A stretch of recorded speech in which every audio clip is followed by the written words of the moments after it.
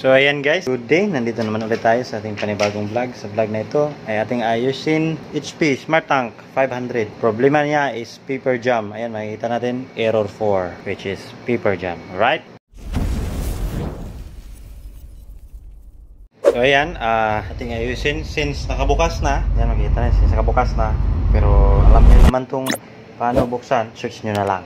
Okay? Marami akong video doon. Ayan, bigyan lang kayo ng hint. 4 lang sa 2, 4. Pagtanggal niyan, nakagan. Pwede na ganito. Ngayon, power off natin. Sold outlet. At ayan, na-off na totally. Tapos yung base natin. Tukod, at iangat. At i-remove muna yung top cover. At tingnan sa loob kung bakit siya nagka-error 4. Alright? Ayan, makikita natin. Open na siya. Plug na. At ngayon, tingnan natin yung kalagayan dito. Okay naman. Wala siyang papel na kalagay or naka-jump. Tapos, first thing first is dito. Tingnan natin. Hindi rin. Good na rin. Ayan. Hindi rin magka-cause. Sometimes, magka-cause dito ng paper jam. Okay? At dito, wala namang papel na kalagay. Free wheel naman yung printhead. At tingnan sa ilalim nitong sa PCA carriage assembly. Tingnan natin. So, pagtingin dyan, siyempre, baklasin natin yung mainboard. Kasi dito yun, banda unahin natin. Hindi matatanggal itong PCA carriage board assembly or PCA carriage assembly. So, okay? Kung hindi mo tatanggalin ang main PCA or main board. Right, okay. Remove natin to. Yan, remove na natin. Ito yung main PC. Sunod natin tong blue latch. Yan, angat natin. Pindutin nyo lang. At idiinan lang ganyan. Yan, remove na natin para hindi sa gabal. Screw. Dito lang banda, sa may gilid. 3 lang din to.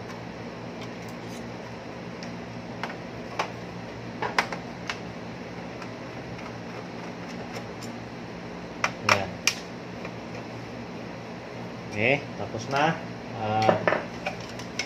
I-remove na natin yung wire. Nakasangit pa doon. Lagyan natin dyan. At ayun, merong nakabara sa sensor. Hindi ko alam kung sa cockroach yung parang itlog nila. Tingnan natin. So yan, focus natin. Meron siyang bara, yan. Ito. Sa gabal Yan. I-remove natin. Yan, ganyan Okay. Sa gabal yan. Kasi ito may sensor kasi ito. Yan. Itong sensor na yan is nag-detect na merong papel na doon. Kaya para ganon, kanina. So, isa din to kung mag-paper jam dahil ini-indicate niya na merong papel na nakalagay pero kahit wala naman. So, ayan. Ito din, sensor sa may lalim dyan. Ating papelitan. Okay? Pero sa ngayon, test muna natin. Anuhin muna natin. Tanggalin yung nakabara dito at obserbaran natin. Gagana ba? Okay? So ngayon, ibalik na natin ito ating tinanggal. Pantayan nyo lang. Bigyan ko kayo ng trivia. May trivia ako Observe. Trivia. Okay. Makikita nyo naman to dito banda yung ink walang tubig or liquid na marami dahil si HP yung ink nila is natutuyo. Right? So kadalasan kailangan gagamitin si printer palagi dahil iwas clogging.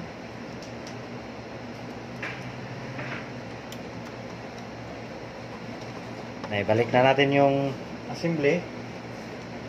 Sunod natin yung main PCA. Yan, nine itong flex cable, carriage flex cable. O ganyan. And then set in yung pa ganyan. Tapos screw. Balik na natin yung mainboard. Then, yung mga ano na naman, yung mga flex and wires, ilagay na natin, ibalik para gagana na to. Wala ng error. Yan.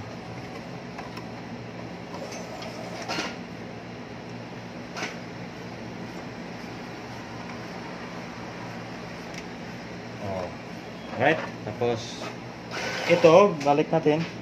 Pagbalik niyan, pag ganyan. Okay? Tapos yan. Tapos yung spring, itong spring na to, ilagay natin dito.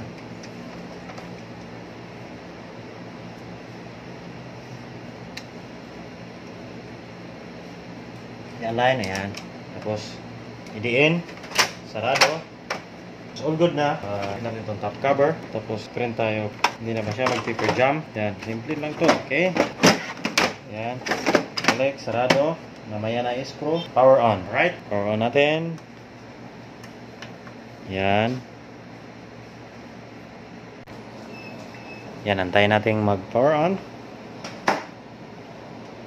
Para mag-test natin. Lagyan natin sa input tray. Alright. Na siya. Antayin lang natin mag-stop or mag-home position. Ngayon, naka-home position na siya. Test print natin. Same procedure. Hold power button. 5 seconds or 10. 5 to 10 seconds. Antayin lang natin kahit saglit. Right. Tapos pindutin ang colored. Isa. Release. Release. At saka magbe-blink yan. At nag-i-initiate. Right. Yan. Medyo natagalan siya. Pero, ayan. Initiate na siya. Ano lang natin. Tingnan. Yun, wala nang error. Kanina nag-initiate siya dahil sinasabi niya doon is sa sensor is meron pang papel niya, tapos wala naman. Kaya yun ang nagka-problema. Indicate niya error 4 or paper jam. So ngayon, ang pinaka-problema niya is ang kanyang quality print. So makikita naman natin dito is disregard nyo lang to banda dito kasi may print na to. Dito banda. Yung black na printed is good naman. Yung tricolor is magka-problema tayo sa yellow at saka sa magenta.